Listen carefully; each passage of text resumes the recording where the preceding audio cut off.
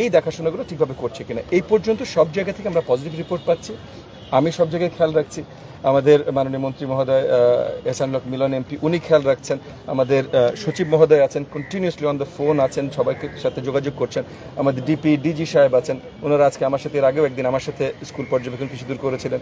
So আমরা সবাই completely এই আওয়ার্সগুলোতে ডেডিকেটেড দেখবার জন্য সব স্কুলে, সব জায়গায়, সব পরীক্ষা কেন্দ্রে শিক্ষার্থীরা সঠিক সার্ভিস পাচ্ছে কিনা, এবং এই পর্যন্ত আমরা খুবই স্যাটিসফাইড। আমাদের স্কুল কর্তৃপক্ষ, সেন্টার কর্তৃপক্ষ, শিক্ষা অফিসারদের কর্মকাণ্ড, এগুলো নিয়ে আমরা খুবই স্যাটিসফাইড সোফার, আলহামদুলিল্লাহ।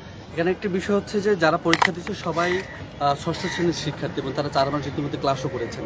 এর মধ্যে তার 5ম শ্রেণীর পরীক্ষা দিচ্ছেন। আমরা শিক্ষার্থীদের সঙ্গে কথা বলেছি, অভিভাবকদের সঙ্গে কথা বলেছি, তারা বলছে শিক্ষার্থীদের মধ্যে একটা মানসিক চাপ, কারণ 1 মাস পর আবার ক্লাস 6 এর ফার্স্ট টার্ম পরীক্ষা, এবং এর মধ্যে তাদের আবার ব্যাক গিয়ে 5 এর প্রস্তুতি নিতে হয়েছে।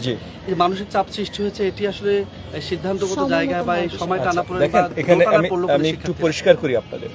প্রথমত বৃত্তি পরীক্ষা হলো শিক্ষার্থীদের এবং পরিবারদের উৎসাহিত করবার জন্য পাঠ্যক্রমের প্রতি। তো এই উৎসাহিত করবার কোনো প্রসেস আমরা বাদ দিতে চাই না, মাইনাস করতে চাই না। তার জন্য অন্তর্বর্তীকালীন সরকারের আমলে যে পরীক্ষাটা দেওয়ার কথা ছিল তারা কোনো কারণে দিতে পারেননি, সেটা আমরা চালু রেখেছি, আমরা পরীক্ষা দিয়েছি। আর হ্যাঁ, আমি অনেক পেরেন্টসদের কাছে, শিক্ষার্থীদের একটা শিক্ষার্থীকে আমি জিজ্ঞেস করে এই কথাটা শুনিনি, তবে গার্ডিয়ানদের কাছে, অনেকের কাছে এই কথাটা শুনেছি যে ক্লাস 6 এসে তারা 5 এর পরীক্ষা দিচ্ছে।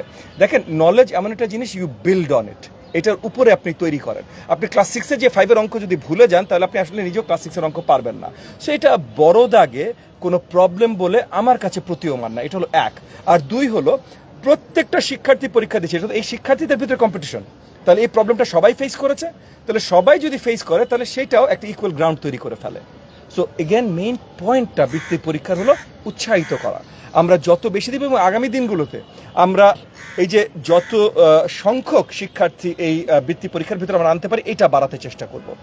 বৃত্তির যে অ্যামাউন্ট আমরা দিচ্ছি, যে ফাইন্যান্সিয়াল স্টাইপেন্ডটা বা ইনসেন্টিভটা আমরা দিচ্ছি, এই ফাইন্যান্সিয়াল ইনসেন্টিভের সাইজ আমরা বাড়াবো। আমরা চাই শিক্ষার্থীদের পরিবারদের উৎসাহিত করতে, তারা যেন ক্লাসরুমে আসে, তারা যেন শিক্ষাক্রমের সাথে থাকে। এটার জন্য সব যা করণীয় আমরা সব কিছু করতে চেষ্টা করব।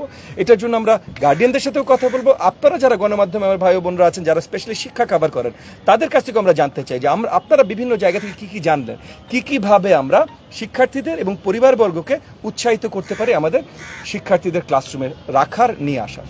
আপনাকে এই প্রশ্নটা নিশ্চয়ই অনেকেই করেছে আমার মতো, সেটি হচ্ছে যে আপনারা এই প্রথমবারের মতো আসলে আপনাদের এই পদ্ধতি দিয়ে একটা জিনিস স্বীকার করলেন যে বেসরকারি আসলে বেসরকারি কোটাটা দিয়ে, এবং এটা নিয়ে প্রতিনিয়তই আপনাদের সঙ্গে কিন্তু গার্জিয়ানদের ছোটোখাটো বসটাও হচ্ছে। এটা না করলেও পারতেন, ইভেন যে ছেলে বা মেয়েটা সরকারি প্রাথমিক বিদ্যালয়তে খুব ভালো করবে সে কিন্তু কোটার ভিত্তিতে করলো।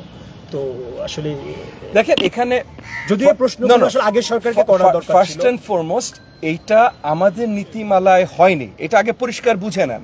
হ্যাঁ, আমাদের নীতিমালা ভিন্ন হবে, আমি এটা বলছি না, বাট পরিষ্কার বোঝাটা গুরুত্বপূর্ণ যে এই পরীক্ষাটা অন্তর্বর্তীকালীন সরকারের আমলে করার কথা ছিল, তাদের নীতিমালায় এই পরীক্ষাটা হচ্ছে, কিন্তু তখন হয়নি বলে আমরা বাতিল করতে চাইনি, আমরা আবার এটা চালু করেছি। আমাদের নীতিমালায় যেটা হবে, সেখানে আমরা সবচেয়ে বেশি ইকুইটেবল মিনস আপনার ফলো করে আমরা পরীক্ষা নিতে চেষ্টা করব। সেই জায়গাটা আপনারা মনে রাখবেন যে এই যে আপনি বললেন কোটার কথা 80-20, কিন্তু 80-20 করার পরও প্রাইভেট শিক্ষার্থী কত আর পাবলিক শিক্ষার্থী কত, সেই হিসেবে যদি আমরা আসি, আমরা 8 থেকে 9 জন পাবলিক শিক্ষার্থীদের একজনকে বৃত্তি পরীক্ষার সুযোগ দিচ্ছি, আর 5 জন রেশিওটা, আর 5 জন প্রাইভেট পরীক্ষার্থীর মধ্যে একজনকে আমরা বৃত্তি পরীক্ষার সুযোগ দিচ্ছি। সো পাবলিকে 9-1, প্রাইভেটে 5-1। তাহলে আসলে কারা, এটা কি ইকুইটেবল সিস্টেম হচ্ছে? 20 দিয়ে তো আমি আসলে হয়তো তাদেরকে আরো বেশি দিচ্ছি। এনিওয়ে, এইটা আর্গুমেন্টে আমি আসতে চাই না। আগামী পরীক্ষা যখন হবে, তার আগে সকল স্টেক হোল্ডারদের সাথে আলোচনার মাধ্যমে একটা ইকুইটেবল মিনস, দেখেন সবাই নিজের জন্য বেশি চায়, এটা কিন্তু ইকুইটেবল না। তবে যেটা সবচেয়ে ইকুইটেবল, সবার সাথে আলোচনার মাধ্যমে এই ইকুইটেবল স্ট্যান্ডার্ডটা তৈরি করে তারপর আমরা পরীক্ষাটা নেব। একটা খুবই প্রাসঙ্গিক একটা ছোট প্রশ্ন, সেটা হচ্ছে যে কথায় কথায় বলা হয় বাংলাদেশের আসলে দরিদ্র দেশ, কিন্তু আমরা যদি দেখি যে আমাদের আসলে স্ট্যান্ডার্ড, মানে যেমন ধরেন প্রশাসনের সর্বনিম্ন কর্তা ব্যক্তি যদি আমরা ইউনো ধরি, তার ধরেন 5-এরও, সর্বনিম্ন জনপ্রতিনিধি পৌর মেয়র বা পৌর উপজেলা চেয়ারম্যান 5-এরও, অর্থাৎ আমরা গাড়ির লেভেলে ওই স্ট্যান্ডার্ডে পৌঁছে গেছি। মাশাআল্লাহ, আপনার রুমও not less than 1000 square feet. না, রাইট। এখন প্রশ্নটা হচ্ছে ল্যান্সার। এখন প্রশ্নটা হচ্ছে যে উপবৃত্তি আর কতদিন এই 125 টাকা বা একটা রাখবেন? আমরা বহু বছর ধরে প্রশ্ন করতেছি যে এটা কেন ইন্টারন্যাশনাল স্ট্যান্ডার্ড বা সার্ক স্ট্যান্ডার্ড হচ্ছে না। আপনাকে এই জিনিসটা আমি আরো পরিষ্কার করলাম যে এই যে ফাইন্যান্সিয়াল ইনসেন্টিভ গুলো আমরা এখানেও মডার্নাইজেশন আনবো, মানে যেটা এখন বেশি সেন্সিবল। এগেন মেইন লক্ষ্য একটা, সকল শিক্ষার্থীকে ক্লাসরুমে নিয়ে আসা। এটার জন্য পরিবারকে যদি ফাইন্যান্সিয়াল ইনসেন্টিভ দিতে হয়, কিভাবে সেই ফাইন্যান্সিয়াল ইনসেন্টিভটা সবচেয়ে এফেক্টিভ কার্যকরী হতে পারে সেটা নিয়ে আমরা ইতিমধ্যে আলোচনা শুরু করেছি। আগামীতে আমি আবার পরিষ্কার করি, মিডিয়ার ভাই বোনেরা স্পেশালি যারা শিক্ষাবিদ কভার করেন তাদের ফিডব্যাকও আমরা চাই, আমরা ওই জায়গাটায় যাব। এখন 5 টাকা আছে না 125 টাকা আছে এটা বড় প্রশ্ন না, আগামীতে কি হওয়া উচিত এইটা আপনাদের কাছ থেকে জানতে চাই, সো দ্যাট আগামী নীতিমালাগুলোতে আমরা সেভাবে বদলগুলো আনবো। তেমন উপবৃত্তি বাড়ছে আমরা বলতে পারি।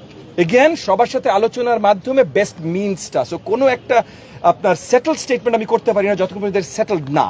তবে আমাদের প্রচেষ্টা হলো ইনসেন্টিভগুলো শক্তিশালী করা।